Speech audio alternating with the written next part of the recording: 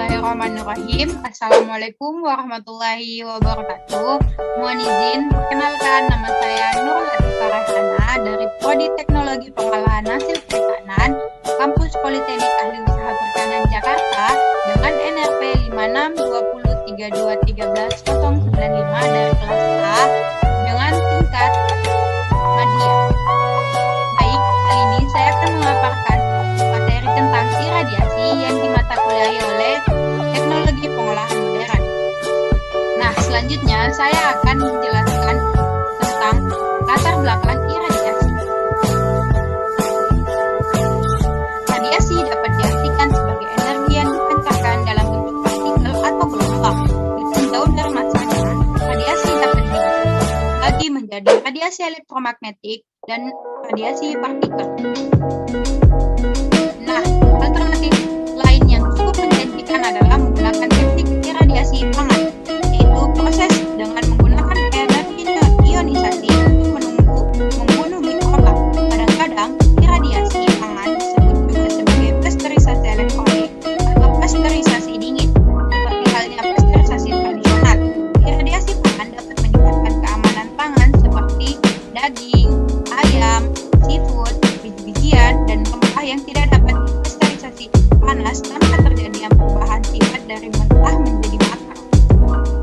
Nah, selanjutnya, kalian tahu apa itu iradiasi? Iradiasi adalah suatu proses ketika suatu objek terpapar oleh radiasi. Radiasi tersebut berasal dari berbagai sumber, termasuk sumber alami. Nah, biasanya istilah ini merujuk pada radiasi pion dan tingkatan radiasi yang memenuhi kebutuhan tertentu dan bukan radiasi dalam tingkatan normal seperti radiasi alami. Nah, tujuan proses ini ialah untuk pengawetan bahan pangan, membantu proses pengolahan dan penelitian mekanisme perubahan atau struktur senyawa dalam bahan. Nah, selanjutnya yaitu efek iradiasi, yaitu sendiri efek langsung yang terjadi. Ada dua efek. Yang pertama ada efek langsung dan tidak langsung. Nah, efek langsung itu terjadi akibat adanya tumbukan langsung energi radiasi atau elektron dalam mikroba yang menyebabkan terputusnya ikatan rantai pada DNA dan mempengaruhi kemampuan sel untuk bereproduksi dan bertahan. Nah, untuk efek tidak langsung itu terjadi apabila radiasi mengenai molekul air yang merupakan komponen utama dalam sel sehingga terjadi proses radiolisis pada molekul air dan terbentuk radikal bebas. Nah, selanjutnya saya akan memaparkan tentang macam-macam sinar radiasi. Yang pertama itu ada sinar ultraviolet. Nah, sinar ultraviolet ini bersifat bakterisidal. Panjang gelombang efektifnya yaitu ada 2600 E. Non-ionizing diserap oleh protein dan asam nukleat, terjadi perubahan fotokimia yang menyebabkan kematian sel atau mutasi letal. Kemampuan penetrasi rendah. Nah, selanjutnya ada sinar X.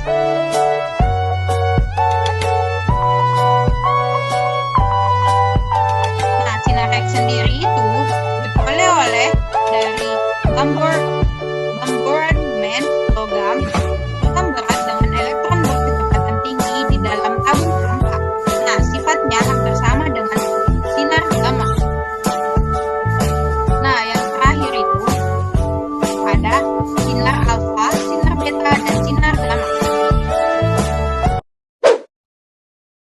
Nah, sinar alfa ini sendiri yaitu mengionisasi gas yang dilalui. Massa partikel alfa adalah 6.643 kali 10 pangkat minus 27 kg atau kira-kira 4 kali massa proton. Muatan partikel alfa adalah plus 3,2 kali 10 pangkat minus 19 derajat, 2 kali muatan proton. Nah, daya tembus sinar alfa ini sangat kecil, namun di sinar beta menyebabkan kerusakan radiasi yang lebih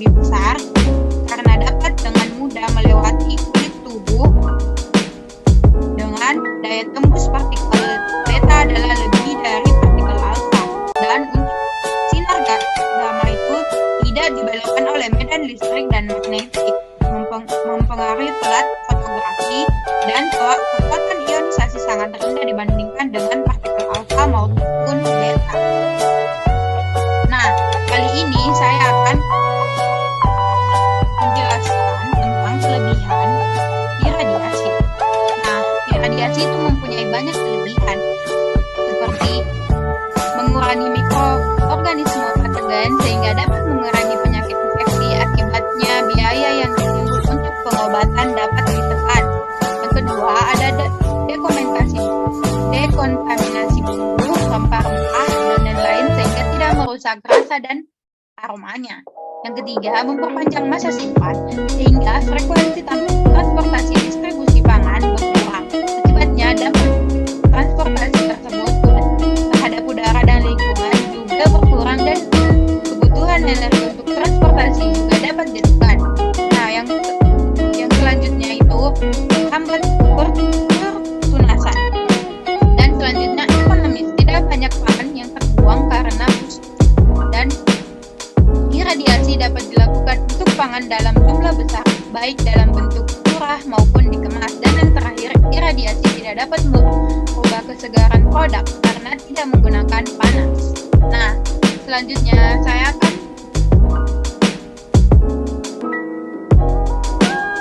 menjelaskan juga tentang kekurangan iradiasi. Nah, kekurangan iradiasi itu sangat minim, yaitu cuma dua. Yang pertama, makanan akan bahaya bagi kesehatan jika bakteri penghasil racun dimusnahkan. Setelah itu, bakteri itu mengontaminasi makanan, dan kemungkinan perkembangan resistensi mikroorganisme terhadap radikasi. Nah, selanjutnya,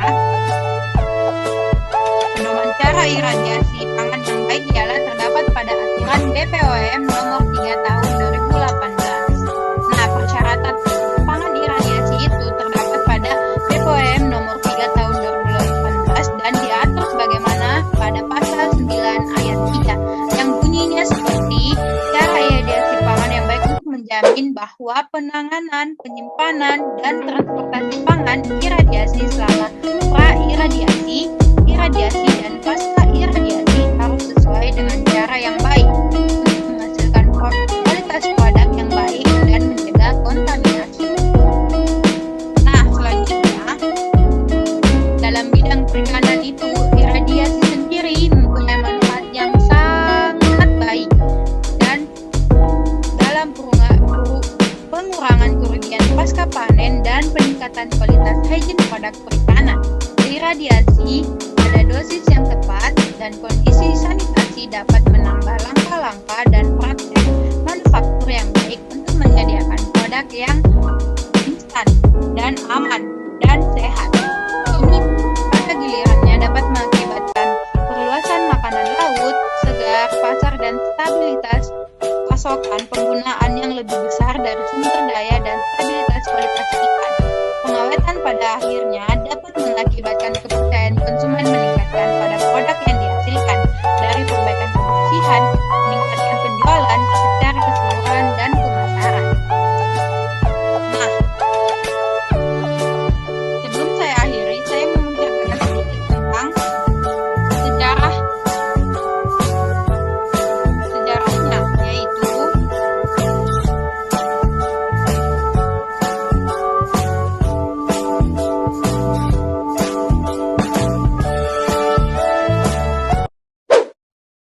Nah, pada tahun 1899, Ernest Rutherford, penemu teori atom Rutherford, melakukan studi tentang sinar radioaktif. Dia menempatkan radium di bagian bawah kotak timah kecil. Sinar yang dihasilkan dikenakan pada medan magnet yang sangat kuat. Rutherford menemukan bahwa sinar dipisahkan menjadi 3 bagian yang berbeda seperti ditunjuk yang berbeda. Nah, yang pertama itu dari ada zat radioaktif di kotak timbalnya, dan yang kedua itu ada medan magnetik, dan yang ketiga caranya itu ada pelat fotografi. Nah, untuk memudahkan, Rutherford menamai 3 jenis radiasi, yaitu alfa, nah yaitu tadi dengan sinar